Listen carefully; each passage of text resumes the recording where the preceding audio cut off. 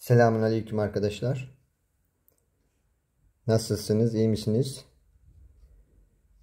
İnşallah iyisinizdir. Arkadaşlar bugünkü videomuzun konusu gördüğünüz gibi burada bir USB erkek USB var.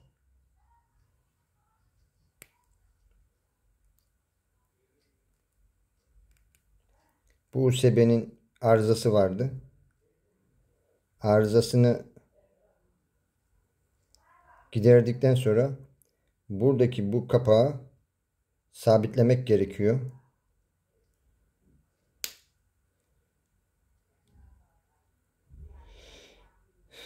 Bunu kapatmak için arkadaşlar şöyle bir uygulama yapacağız.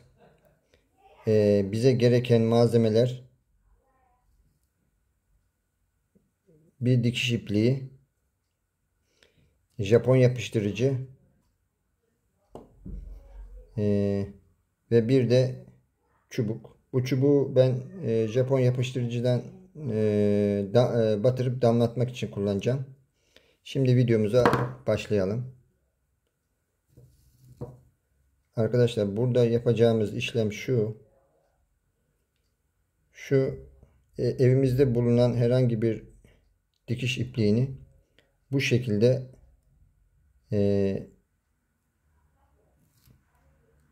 USB'nin kapağına sarıyoruz, doluyoruz.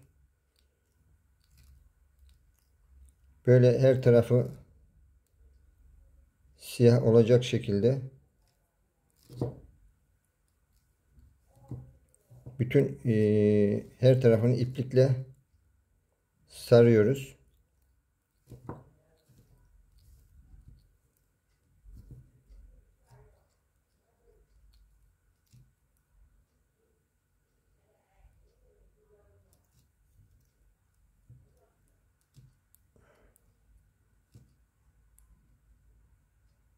Şu şekilde sardıktan sonra zaten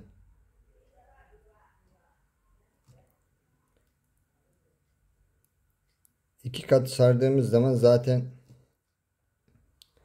her tarafı kaplanmış oluyor makara teliyle.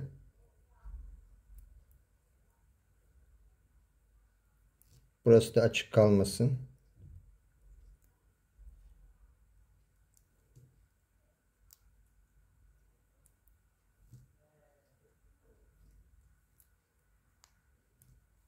Bir tarafını da çevirelim.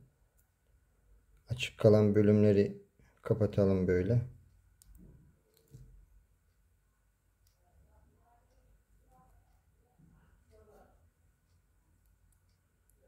Tamam, bu kadar yeter arkadaşlar.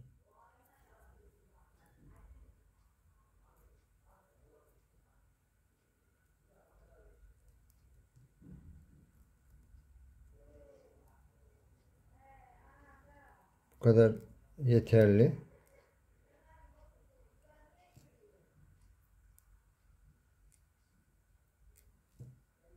Şimdi bu kadarcık ipliği böyle elimizle düzeltelim ki çıkmasın. Bunun üzerine arkadaşlar şuradan Japon yapıştırıcıyı açalım.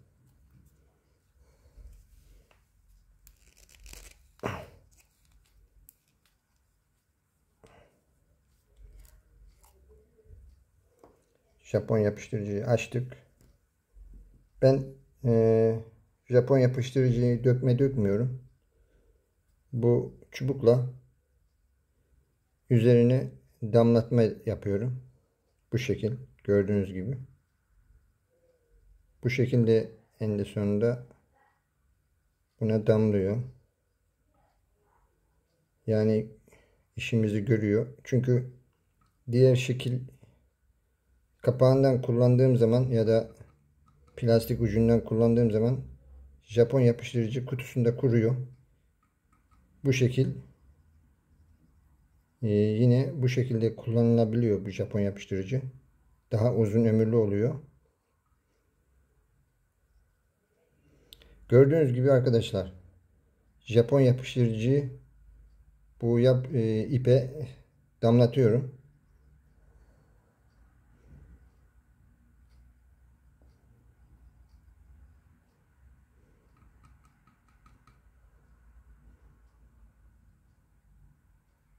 Böyle her tarafını ıslatıyorum Japon yapıştırıcıyla. Zaten iplik yapıştırıcıyı kendine çekiyor ve sertleşiyor. Gözünüzden uzak tutun ki Japon yapıştırıcının buharlaşması gözünüze zarar verebilir. Bu şekil her tarafını damla damla ıslatıyorum Japon yapıştırıcıyla.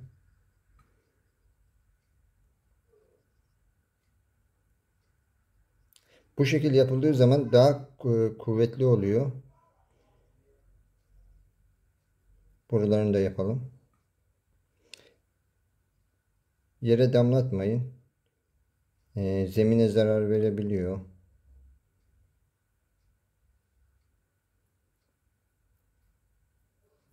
Kuruduğu zaman zaten taş gibi oluyor.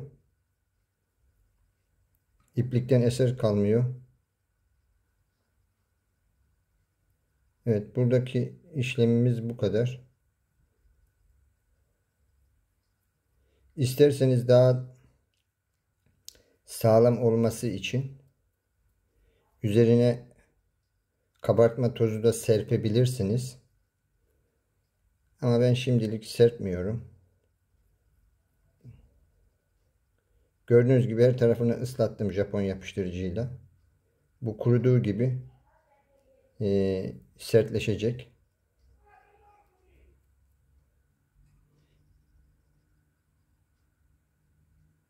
Bu şekilde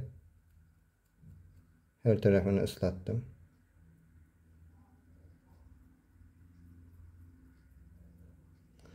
İşte bu kadar. Bu kuruduğu zaman arkadaşlar çok sağlam oluyor.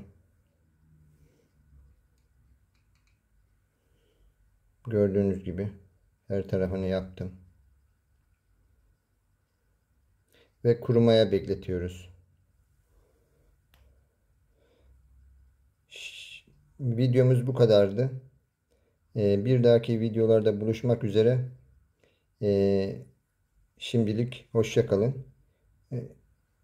Unutmayın, kanalımızın sürekliliği olması için sizden bir ricam var. Lütfen kanalıma abone olun. Yorumlarda bulunun. Teşekkür ederim.